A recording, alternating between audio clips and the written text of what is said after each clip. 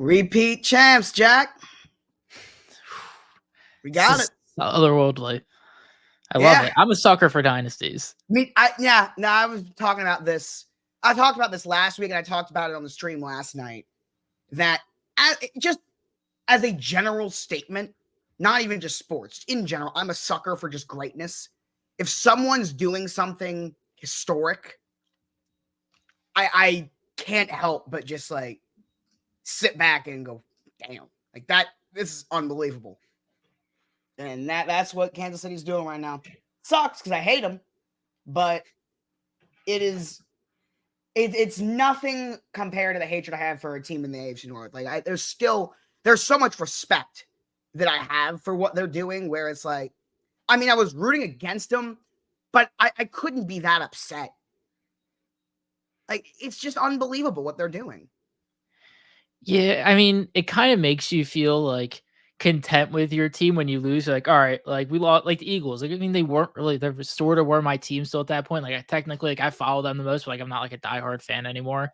But like, you could sit a little calmly knowing, all right, your 2 Super Bowl losses in my lifetime were to Tom Brady and Patrick Mahomes. You know, like it's not like you lost in like a fluke Super Bowl or something like that. It's like you lost to the 2 best quarterbacks of all time.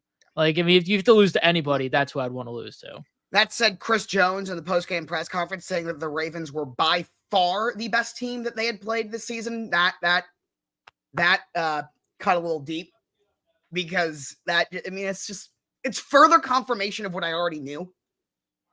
I'm hearing Chris Jones be like, oh yeah, by far the best team we played was the Ravens, and they couldn't beat us. It's like, we should have, though. Also, you don't know this. Burns doesn't know this. But, and we don't know how this happened. We're still in the process of figuring out how. But our Twitch username has been changed. We are now the Neck_Network. Somebody, we don't know who, changed our username, and we cannot change it for 2 months. So we are the Neck_Network on Twitch. You're muted, by the way, but yeah. No, I know.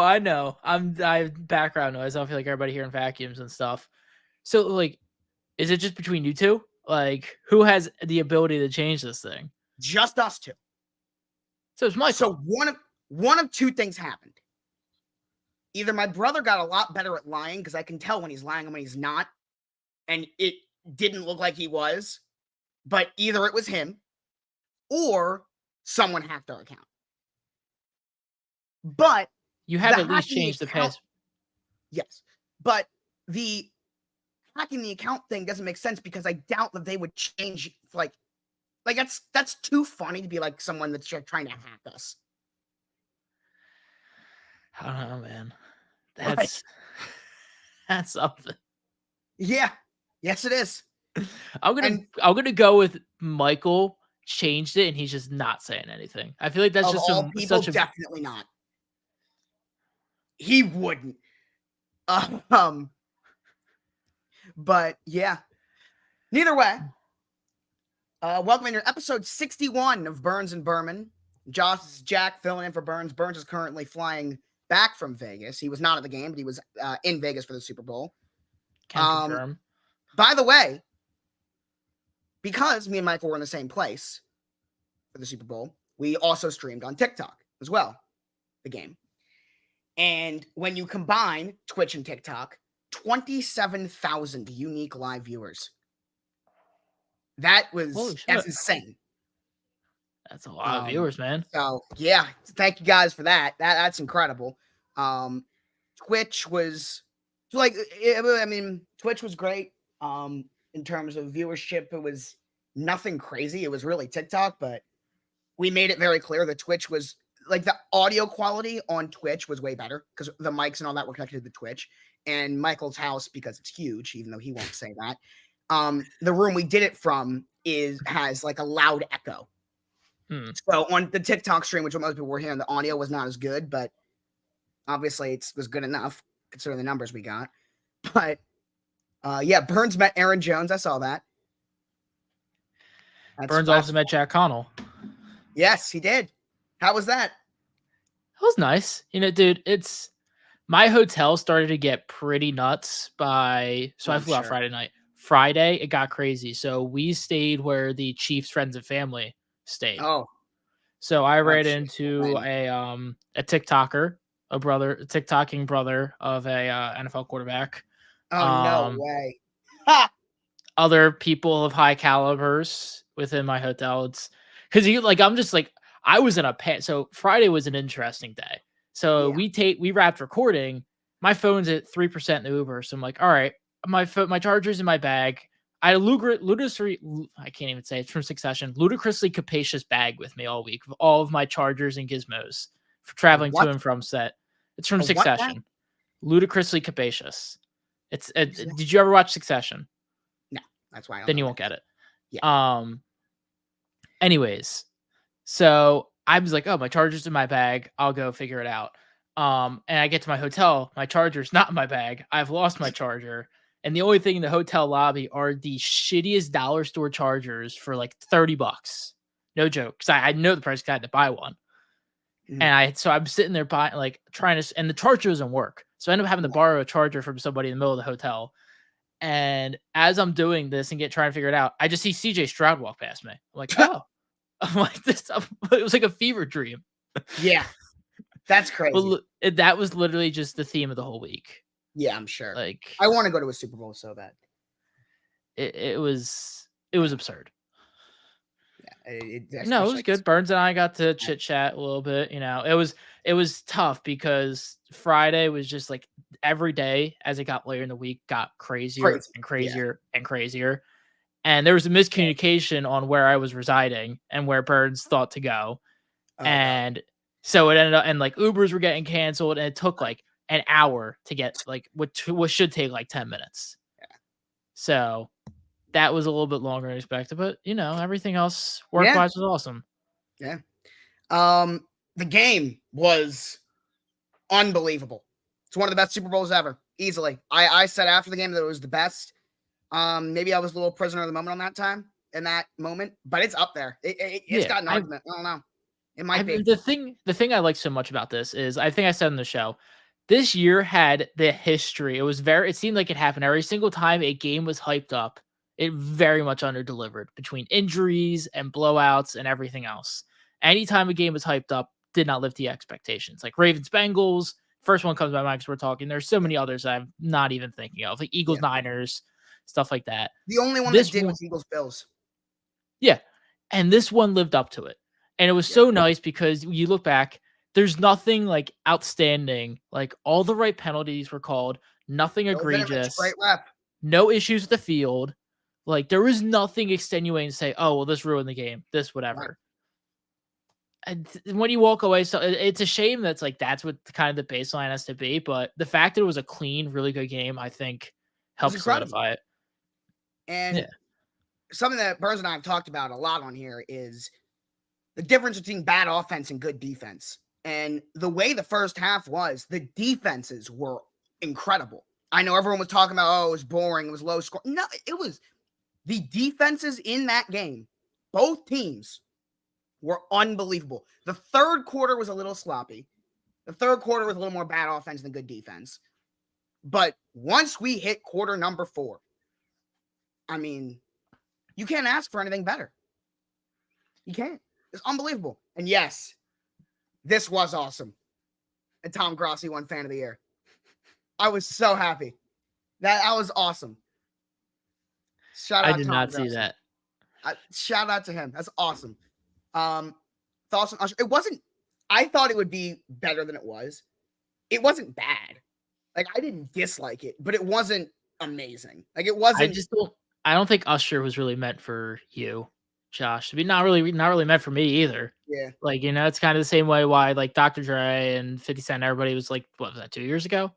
yeah, Yeah. Just different age demographic, yeah, Josh. But yeah. I wish I aspire to look as good as Usher does when I'm in my 50s. Yeah. He's in his 50s. Late 40s, early 50s, Damn, somewhere in that. that's crazy. Yeah, he's a great performer. Yeah, I didn't think 45. it was. I didn't think it was bad. I just didn't think it was like amazing. But it was okay. It did its job. Let's see.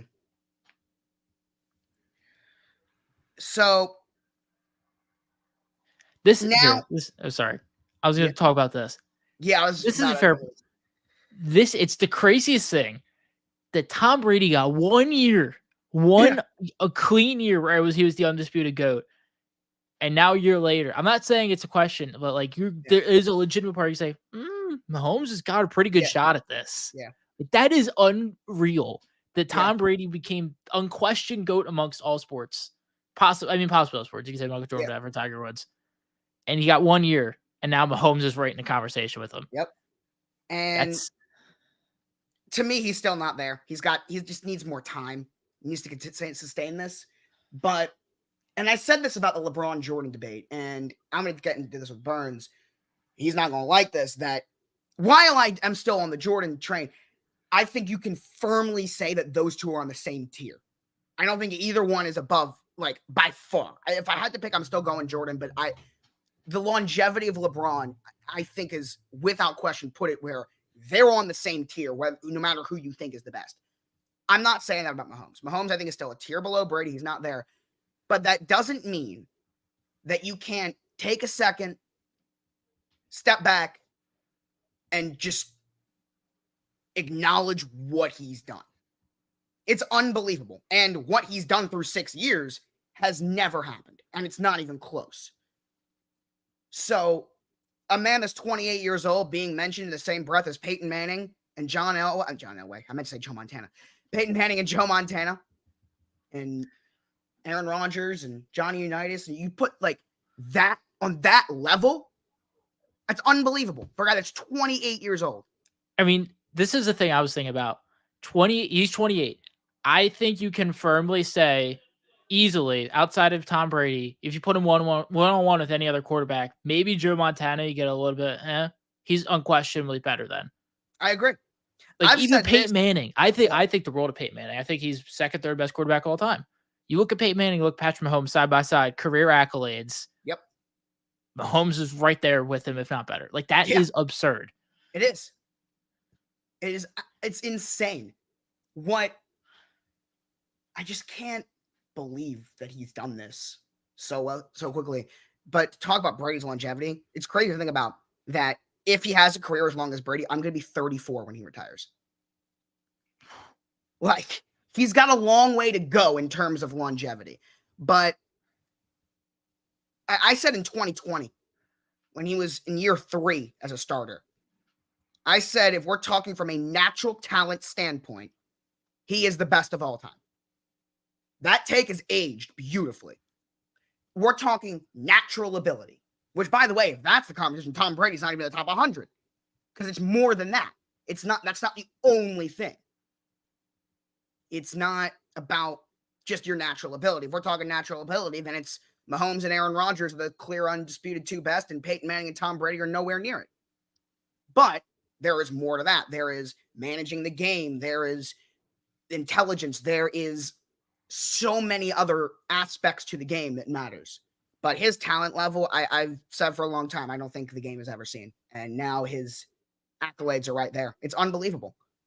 It's unbelievable what he's done. Yeah, it's truly. I mean, we can continue to say back and forth. Like I don't even really know what else to say. I think the biggest thing I'm really interested to see is what happens with Mahomes 3 to 4 years from now. Yeah. When he's still at his peak, Travis Kelce's likely done, Andy Reid's likely done. Right. What he does from that step, I think he's absolutely great with that. But I think it will almost be his Tom Brady Bucks moment. Yes. When he is isolated from all the other variables and he shows it again. You're like, yep. You can unequivocally prove it. Yes, I agree. And what I was taken aback by was the fact that they had not even 20 minutes removed from winning the Super Bowl, Travis Kelce on the podium talking about going for 3. Was it? I think it was sooner than that. I mean, Mahomes in the pregame interview said Chiefs win. What are you saying? Dynasty. Right after he says we're going for 3. Makes them a dynasty. They can fall off a cliff next year. This run is a dynasty run. Yeah. But no, that doesn't shock. I mean, that's every single I mean, that's just like a winner's mindset. Like it's second to one's like, this is infectious. Give me the next one. Give me the next one. Yeah. It's like, damn, you just lifted the trophy. Enjoy this one for a second. And I know they did, but like, it's unbelievable to see them just be like, all right, three-peat, which, by the way, no one has ever done. Nobody has ever three-peated as a Super Bowl champion. The Packers in the 60s won 65 and then won the first 2 Super Bowls. So that's a three-peat. But in terms of 3 straight Super Bowls, it has never been done before. If they do that, then I don't know. I don't know what to think. But if they do that, I don't really know. I haven't really looked into their cap situation. I know Chris Jones is a free agent. I believe, isn't McDuffie a free agent? Or Chris Jones is. Snead. I know that. Snead is. Snead's a free agent. So I mean, they're gonna have to bring those. I'm sure the cap will easily be able to bring those 2 back. Yeah. And the rumors are already out that they're going to restructure Mahomes for the cap. Oh yeah, of course. By the way, I saw this on Twitter just to put a bow on this. Patrick Mahomes, most expensive cap hit in the NFL this season.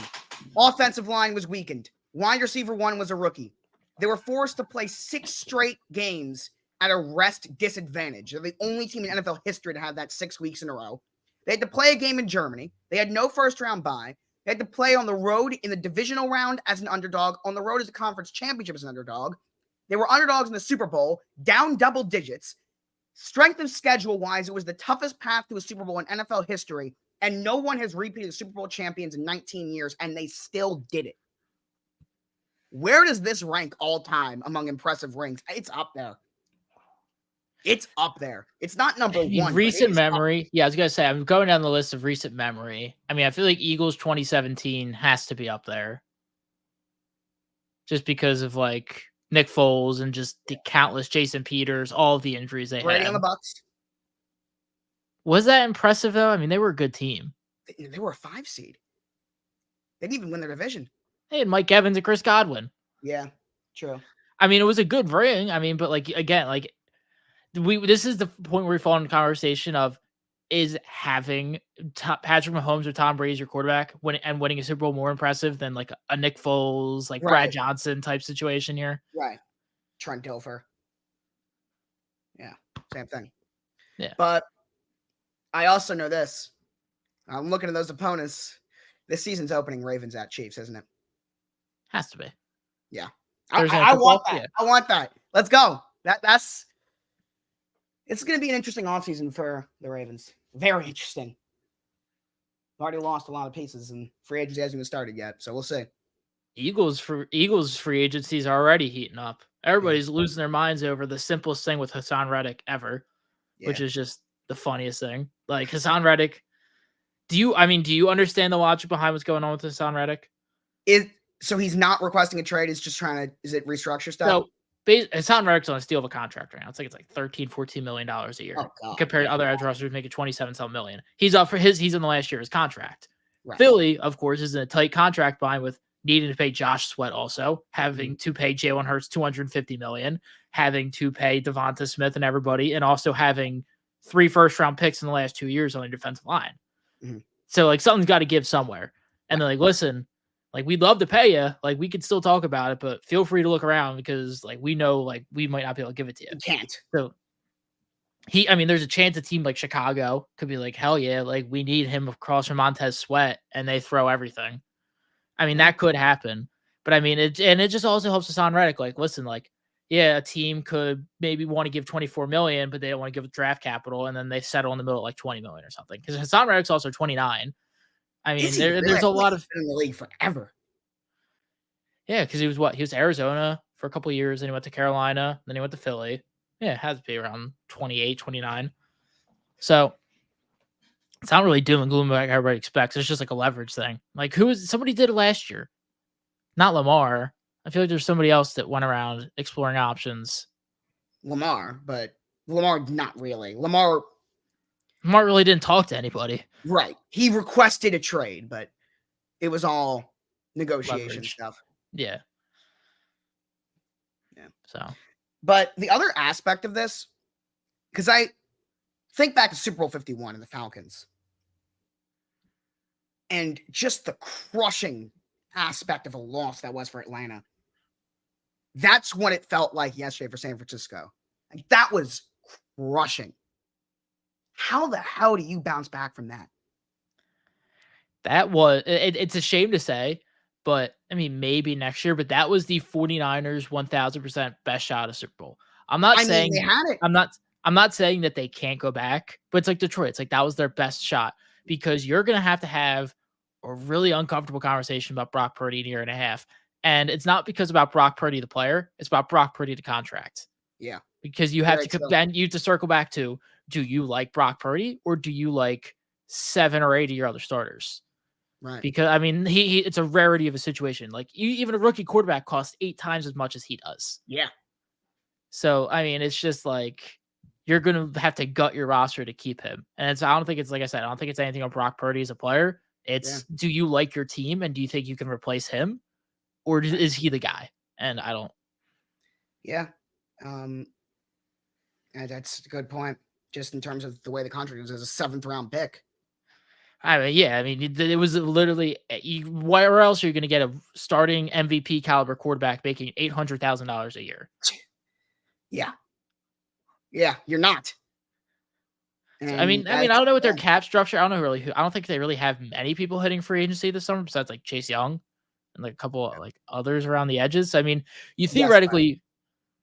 you could theoretically run it back next year, but after that, that's when it starts to get and maybe you could pull some cap gymnastics and kick the contract down the road another year or two. But then you start getting to Christian McCaffrey's exiting his 20s, like Yeah, same with DB, and all these guys are getting older. So right. And but just like I just can't imagine what these next few months for these players are going to feel like, of knowing they were that close, knowing that they were one play away from forcing double overtime in the Super Bowl and they lost. And like, that is mentally, they have to sit and think about that for 7 months. How do you bounce back from that? Can you bounce back from that? I don't know. all I know is I feel like that is the game that coaches high school, everything will use for the next 30, 40 years as why special teams are important. When some Yes. kid's like, why the hell do I got to go on punt team? Some coach is going to pull out that film and say, that is why you got to care about punt team. That was the difference in a Super Bowl. Hit the leg, the back of the leg. I mean, Changed the entire game. I don't know why you didn't poison that. I don't know if you couldn't hear him. I mean, that's middle school. I mean, it's also a super loud stadium. There's many things that go into that, but I mean, there's like 40 other examples between Jake Moody's 2 field goals and then the one he missed. Yeah. Butker. I mean, like I mean, what was longer? Aaron Rodgers' 10 years as Jets starting quarterback this year or Jake Moody having the field goal record? I mean, Yeah, they're pretty seriously. close. How about the fact that we saw the 2 longest field goals in Super Bowl history in the same game? How about Wild. how about the fact that the longest field goal in a Super Bowl was under 55 yards? Yeah, that was what I said last night. Like that's weird. Like I feel like it should be at least like I feel like 58 would have been like, okay, that's fair. Yeah. Yeah. But Here's another thing I've heard.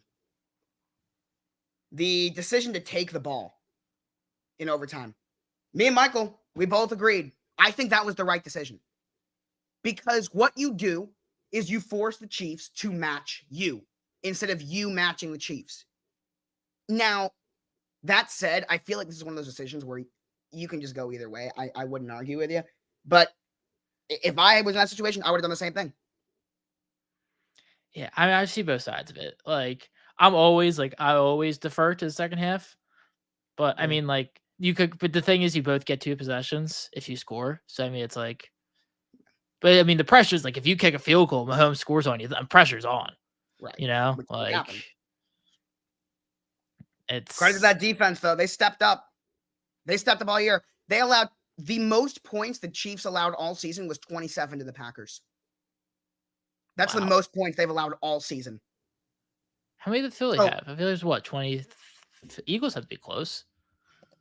Yeah, they allowed like 20. They allowed like in the 20 to 27 range a bunch, but they never allowed 21. more than 27.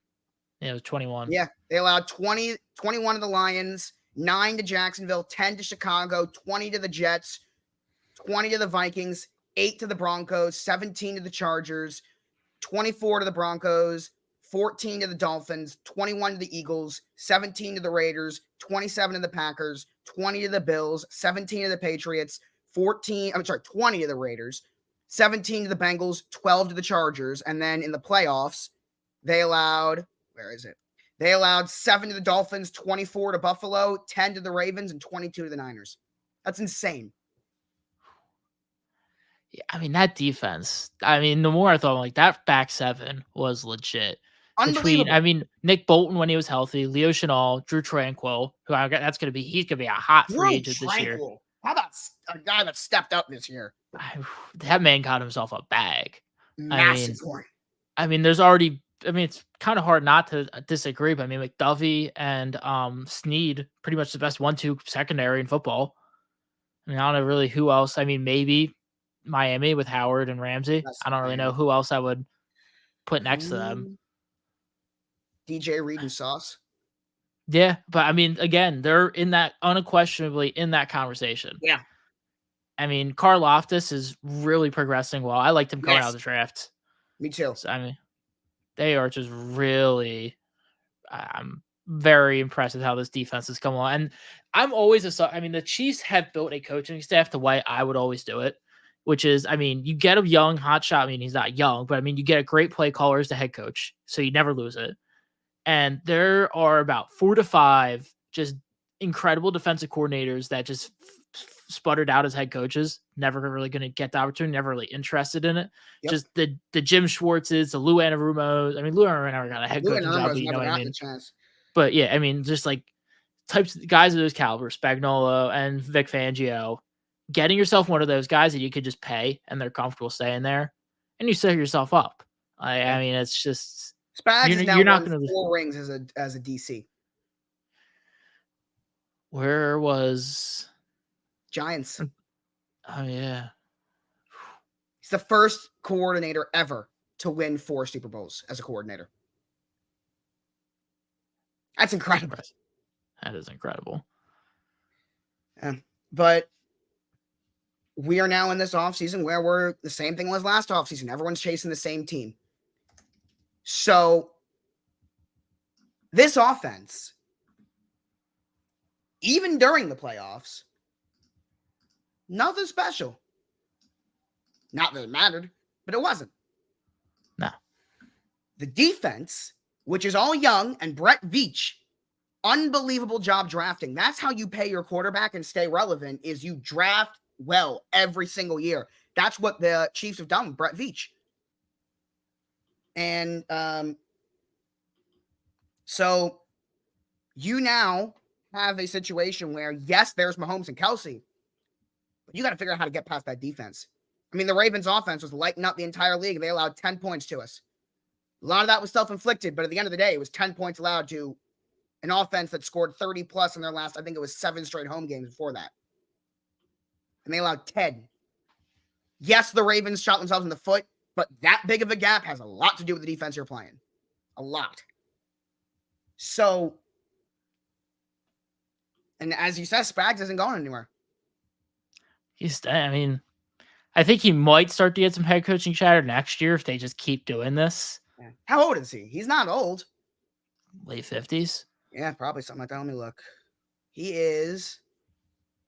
Yeah, he's a little older. He's 64. So he's actually right around Andy Reid's age. Because Andy Reid's only, how old is Andy Reid? Andy Reid's 65. I thought he would have been pushing closer to 70. Yeah. Andy Reid's the oldest head coach in the league, though. And then yeah, peek around Belichick. I believe John Harbaugh is the second oldest. And then Jim is in the top 5 himself. Crazy. I mean, that's the way the league is going, all these younger coaches. It's going to be interesting, though, to see what they do in the offseason for everyone in the AFC. For the Ravens, for the Bills, for the Dolphins, for the Texans, for the Bengals. coming back next year. The Colts had a great year. The Jaguars, their disappointment. This entire conference, we talked about all season long how it was wide open. Even though we had the same conference champions last year, there was still an insane amount of teams in this conference that are really good. Mm-hmm. So it's interesting to see what they do if they're going to go, because I use the Ravens and the Steelers as an example. In the early 2010s, they were building their teams and were completely designed on how to beat each other. What I want to see in this offseason, are teams going to build their teams around how to beat the Chiefs, or are they just going to try and make their team as good as possible? That's what I want to see. Make it good as possible. You can't Yeah. build your roster around just one team. I just know because I've seen it, and I saw with the Ravens, and it at the end of the day, it won them a Super Bowl. So it's worked. But I don't know. I mean, getting a guy like Kyle Hamilton was so we could stop the RPOs that all these teams have been running. And that's what he's done. And yeah, we'll see. We'll see. It's gonna be very interesting this offseason. I'm trying to go through the role. I mean, who are the top? I mean, obviously you know the Kirk Cousins, like the quarterbacks, but like who are the top positional guys, like Chris Jones? The defensive free agency class is stacked, especially on the front seven. The front seven free agency class is insane. Here, I got a list here pulled up. Let me find it because I do have it. Here we go. And also in the just the trenches in general, because there's a lot of offensive linemen inside that are good too, that are free agents.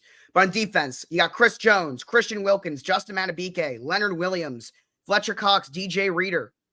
And then on the edge, you have Josh Allen, Daniil Hunter, Van Ginkel, Chase Young, Grenard, Clowney, Bryce Huff. Linebackers, Patrick Queen, Levante David, Bobby Wagner, Jordan Brooks, Blake Cashman, Devin White, Shaq Leonard, Jordan Hicks. Those are just some. I mean, there's a lot of really good free agents on defense. And then in the secondary, you got Jalen Johnson and L'Jarius Sneed. Now, I think Jalen Johnson's probably going to get tagged, but still. And then Antoine Winfield is a free agent. There's a lot of good defensive free agents this year. Offense is a lot of good running backs and offensive line. There's a couple of good receivers with Evans and Pittman, but it's not that deep. Like, there's a couple of good ones, but it's not very many like alpha guys. But there's a lot of really solid like wide receiver 2, 3s that are available. I know that. And we'll see. Definitely over the next few months is when I get very into free agency as well as the draft, and we're now into draft season. So let's get that going. What is our? I mean, we can talk this off air too. What is our off-season schedule going to be? As of right now, it's keep going, but okay. I don't know. We might change some things around. We'll see. Always find out. This is always my favorite thing. If the NFL was scripted, why have the Dallas Cowboys gone 30 years without winning a Super Bowl? They're the most popular team in the country. Why is Cody Rhodes not won a WWE title? You know? Just because it's scripted doesn't mean it's a good script. Yeah, but wouldn't you want to make the Cowboys not go 30 years without making a conference championship? Would you want to make Cody Rhodes a WWE champion?